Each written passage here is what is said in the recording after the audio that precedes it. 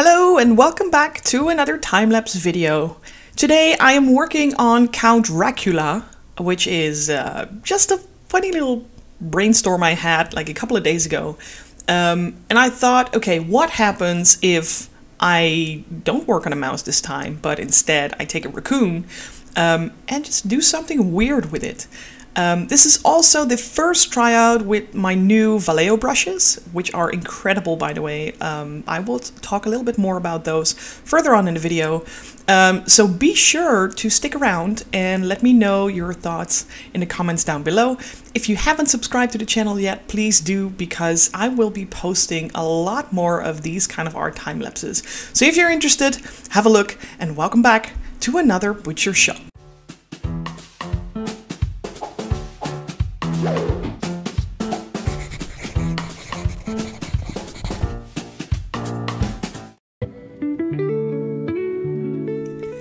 So within these time-lapse videos, you'll very much always see me working with these very old and worn out and just generally hammered down brushes that I've been using for ages. And I really am the kind of artist who, as long as there's hairs on the brush, I will use that thing for whatever reason I can still use them for. For example, I have this brush that I now use as a hard blender brush, that brush is completely worn out. Like, there is hardly any hair left, but because it's so bristly right now, it's a perfect blender brush, for example, for pastels, which you'll actually see me use later in this video. So I will get back to that point a little bit further on in the video. But in any case, so I have a lot of these really worn out brushes, and I figured it was high time to add some new ones. I'm not saying replacing new ones. They really are an addition. And this time around, I looked into a brand that I actually had never heard before of. They are Vallejo brushes. It's a Spanish brand. And they are originally for miniature painting, so all your Warhammer stuff and all that kind of things. But the thing that I've discovered with miniature brushes is that they are often a little bit tougher than your normal, like, regular painting brushes. So in this case, when I work with gouache, the toughness of the brush actually gives me a lot of working space to use this paint as dry as possible. Now, I can hear you think, if you like to paint so dry, why don't you use oil paint or acrylics or something other than gouache? Well, that's the thing. I've worked with all of those, but for some reason I like the texture of these jelly gouaches that I have. They are very soft and they blend as easily as oil paint, but I don't know, the color is just so intense, and I like the feel of each color, like, maintaining its own identity even though you blend them. Like, the blending is just so smooth with that. So it's just something that I got used to it. I'm not saying that I will never dive into oils or acrylics again. I'm just saying that I'm actually having a lot of fun with the gouache right now. And so finding brushes that combine well with this type of texture paint was actually kind of a journey, because I tried a lot of brushes, and I'm again also using a lot of brushes that I should have chucked away a long time ago, but I don't know, these new brushes, these Vallejo brushes, are absolutely perfect for gouache painting on paper as well. So regardless of the fact that they are made for miniature painting, these are fantastic. So that was just really great to experience. This was actually the first time I took off that little plastic lid, the little plastic tip, and actually used them. So I was happily surprised by the quality of these brushes. And as you can see, the painting really kind of, like, the textures, especially in the fur, they come out so well because of those.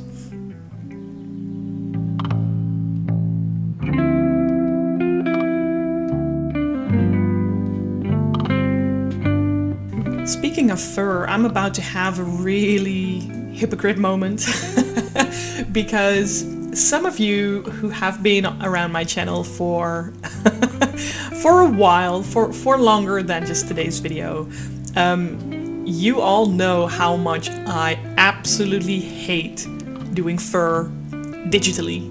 I hate it, and I do it all the damn time. Like every time I draw a mouse or whatever kind of animal, I have to do fur, even though I hate it. But it's just something that I have to come to terms with, because I do enjoy creating animals, especially in these weird and funny fantasy settings. So fur is kind of inevitable. But here's the thing. When I work with actual paint, so when I work traditionally, I kind of love doing paint because it is such an obvious texture to make. And it's like instant result. You put your first paint layer on there, you grab your second tint of paint, and instantly you get this suggestion of fur. So it's so responsive, and I love doing that. I don't know, there's just such a big difference between doing that digitally and traditionally. So yeah, hypocrite moment, here I am. This is you watching a video of me painting a lot of fur. But yeah, it's cool to see how, again, this is like a perfect example of these colors blending, of the way gouache blends through different layers while they're all keeping their own color. You see me working on one of his eyebrows now, and I'm using 3 or 4 different colors. So technically it's the same principle as I always use in Photoshop as well. But you see me working on these different layers on top of each other, and you can still see for example, the second brown that I put on there, even though there's like 3 more layers of different colors. There's black and there's yellow on top of that. And I just love the way that paints allows me to do that. And especially so smoothly. So the hairs on this raccoon are so incredibly soft. So that's just something that I really enjoy about doing fur with traditional paint.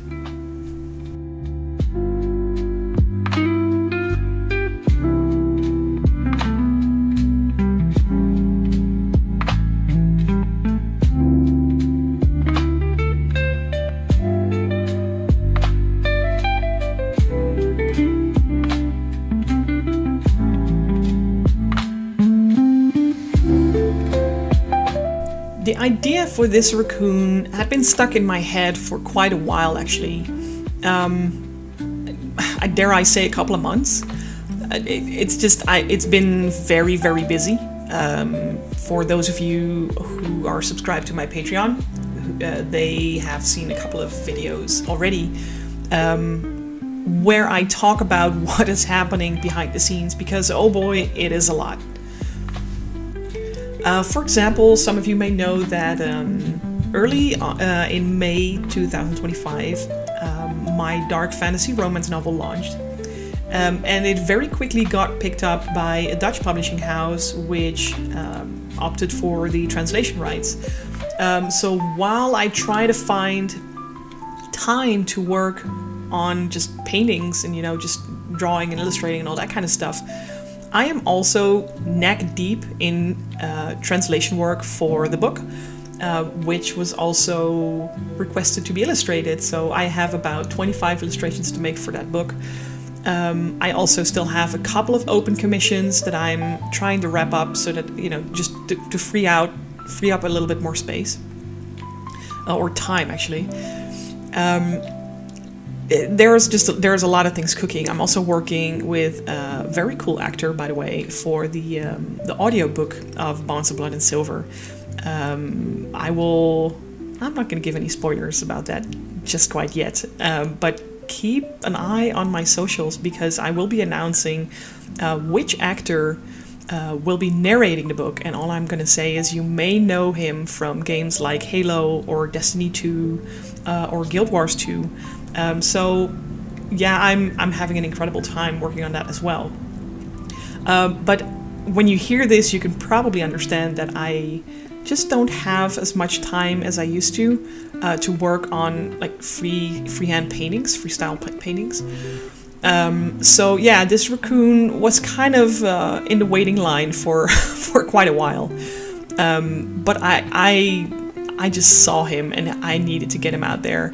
And I found some time just a couple of days ago, so I figured, you know what, why not? Let's give this little fellow a chance to shine on this piece of paper.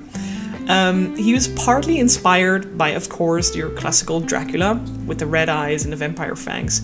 But as you'll see later on in the video, he is also very, very much inspired by Astarion from Baldur's Gate 3. And once I start painting his coat, you will see exactly what I'm talking about. There are a lot of hints and references to that character, which may or may not be my personal favorite character from the game. Let me know in the comments, who is your favorite character from Baldur's Gate 3, if you've played it, or otherwise, if you haven't played the game, let me know who is your all-time favorite vampire. I'm curious, let me know. Speaking of Patreon, something I mentioned just now, for those of you who really enjoy early access to videos or bonus behind the scenes materials, or people who enjoy receiving art merch 2 to 4 times per year, depending on your subscription tier, have a look at my Patreon at patreon.com/sandybutchers. I will also put a link below in the description. But there is a whole world of art and merch basically waiting for you, and the community is growing. It is a very friendly, very fun community. So go ahead and have a look at all those benefits that come along with a subscription for as little as $3 per month, which is basically nothing. So have a look, go ahead.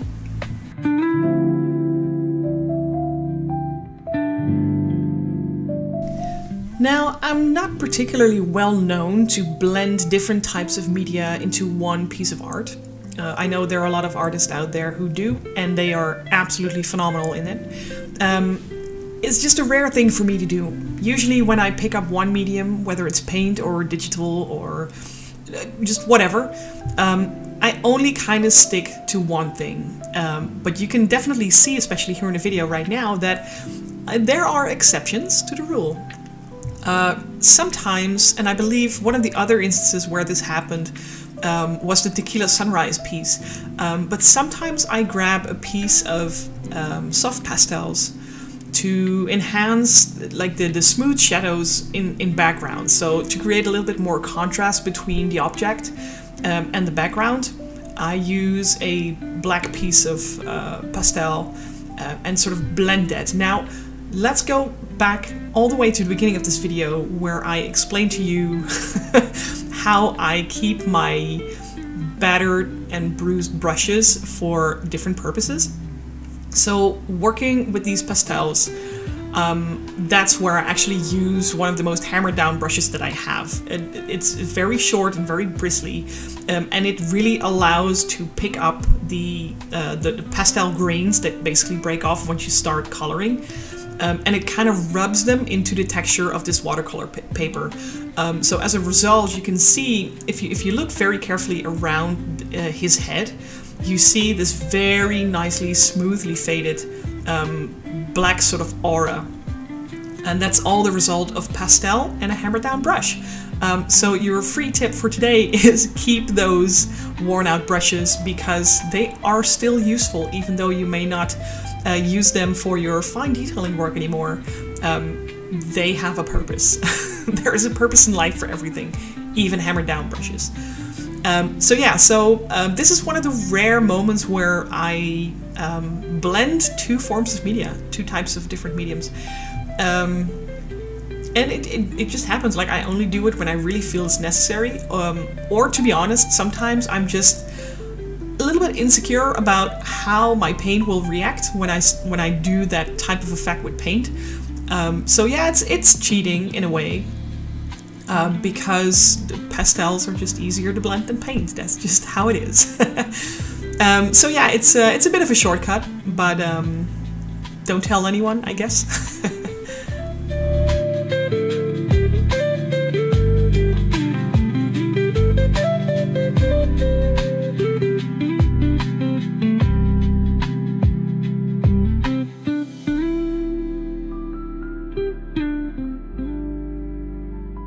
think one of the reasons why this raccoon works so well at the end is because he is very recognizable. Even if you would just assume he is based on Dracula and not even has anything to do with Astarion, I think the color work in this case made him so familiar. So the red eyes, the deep red of the coat that you can just see me do right now in his color, it's all these classical like horror vampire colors that kind of make this work. And I realized that this is very much the case with a lot of my paintings. They all, in some form or way, play with some form of nostalgia. I did the Tiny Troubadour a couple of weeks ago, and I think something very similar happened there, where I used a color palette that was very much based on these very old, like the picture books from the 30s and 40s. Very old, but very warm colors as well. So even though that picture is not a very classical picture, it's a fantasy picture, for goodness sake. But the color palette kind of tells you about this nostalgic world that this mouse comes from. And I think the very same thing happens with Count Raccoola, is we look for these color themes and these sort of key features that send us into either a memory or, you know, something that we have seen before and that we can recognize. And I think this is one of the reasons why this raccoon really works, because we have all the key features of a classic Dracula portrait, with the high color and the deep reds, the blood diamond around his neck, all that kind of stuff. And it just made me realize how important color is. And it also kind of made me laugh, because 3 or 4 years ago, before I started working on the Singularian, I was just working in black and white. I was afraid of color, and I'm not actually even ashamed to admit that, because color is a very difficult thing to work with. And I always kind of walked away from it, because I thought I could have the same effect with just black and white. And don't get me wrong, this is not me saying that black and white is not good, or that black and white is an escape into something that people just can't do. I'm just saying that it was for me. So I always kind of walked away from it and thought that I could do the same things with just grayscale images. But ever since I picked up color, I've really come to understand what color can do with an image compared to just black and white. And I thought it was actually kind of cool. So I mean, it just goes to show that the more you work on art, the more you practice your skills, the better you get at things. Because 4 or 5 years ago, I would not have imagined me creating a painting like this anytime soon. But I set the bar pretty high for myself, because I wanted to paint or illustrate or draw something every week. And sometimes I've made pieces that took me longer than a week to create. But basically, I've been working on art non-stop. And if I look back at the very first video that I posted on my YouTube channel where I make art, or like basically like my first art time-lapse video, I've come a long way. Without tooting my own horn, I think I've really come a long way. And it's just incredibly cool to see, and I'm incredibly grateful for, you know, for the people who've been around from that moment as well. I mean, it's very cool to do this. It's always a lot of fun and very relaxing to create art. But I won't lie when I say that I also really very much enjoy the support and the interactions with you guys. So as always, thank you so much for being here and for sharing in this journey with me, because it just makes the ride a lot more fun, really. But yeah, the coloring process, coloring is difficult, and it's, you know, you think you figured it out when you finally understand anatomy, or you think you figured it out when you finally understand the light and dark principles, or plasticity, or, you know, light and dark contrast. I mean, you name it, whatever is part of, you know, working with art. But once you dip your toes into color, it's just another universe. It's not even just another world, it's another universe that you're stepping into. It's difficult, it's hard, but there's also a lot of good advice out there, which is also very nice. Like, we live in an age where we can just get help from anyone and everyone these days. Looking at other YouTube videos, it's incredible, and it's really helped me a lot, to a point where now I'm actually really comfortable just exploring colors, see what happens, see what works, and if it doesn't work, don't be afraid to just paint over it. And those, again, were all things that I could not have imagined myself doing a couple of years back. So this is still incredible for me.